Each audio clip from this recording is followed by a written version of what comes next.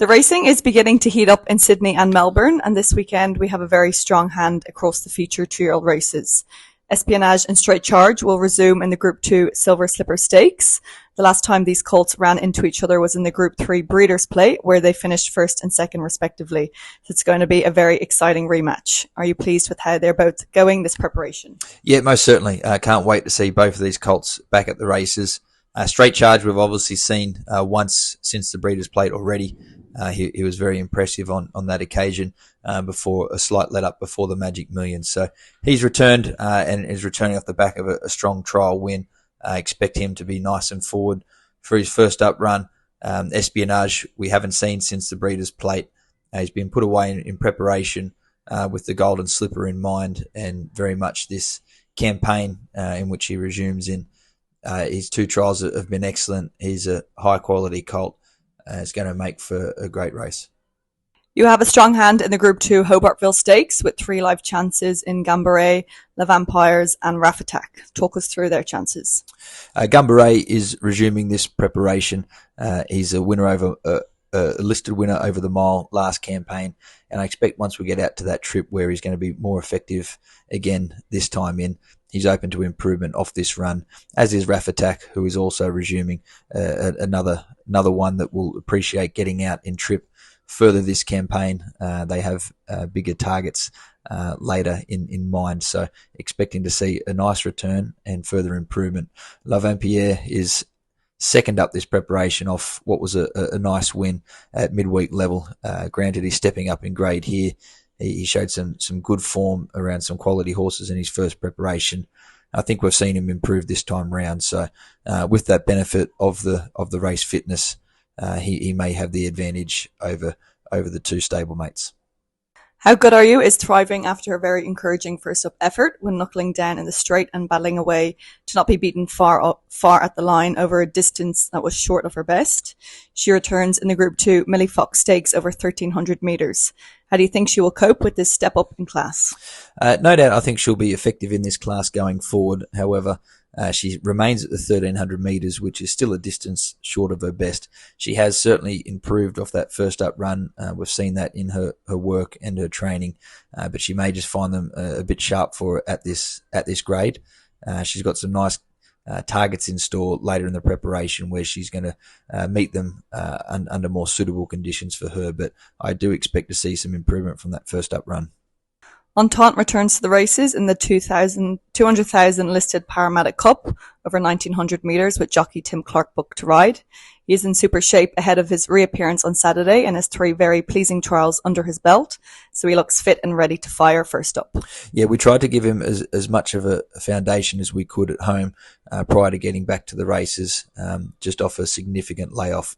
Never easy for them to resume off that length of time, so no doubt I'm sure there's still further improvement to come off the back of Saturday's run, but he looks well in himself. I was pleased with his latest trial, and we've done as much as we can with him at home in preparation for his first up run. Our $1 million Magic Millions Sub-Zero winner, So United, also lines up in the listed Paramedic Cup with Regan Bayliss in the saddle. He's had a trial leading into Saturday's race and has taken good improvement in his track work since. Will he be hard to run down for Blue Blood Thoroughbreds? Yeah, he seems to be a horse that's racing with confidence and is in some good form at present. He retains plenty of that residual fitness off the back of that Magic Millions campaign, so that's going to be an advantage for him going into Saturday's race. He is stepping up in grade, so he's going to have to continue to show that nice progression and improvement, but I think he's a horse capable of taking it. Vernelli returns to the races in the benchmark 100 handicap over 1,400 metres with apprentice Amy McLucas in the saddle, who will look to be positive from barrier 4. He's down at the bottom of the weights, and Amy's additional 2 kilo claim could prove to be a huge advantage. Yeah, looking forward to seeing him return. This is the right distance range for him. He's very effective at this track and distance. So with that claim, he looks to be well placed here with Amy McLucas on board. Omnman ran a very credible race first up at Ramwick and wasn't beaten far on the line. He is second up in the benchmark 94 handicap over 1,100 metres and will jump from barrier 8 with Tim Clark in the saddle.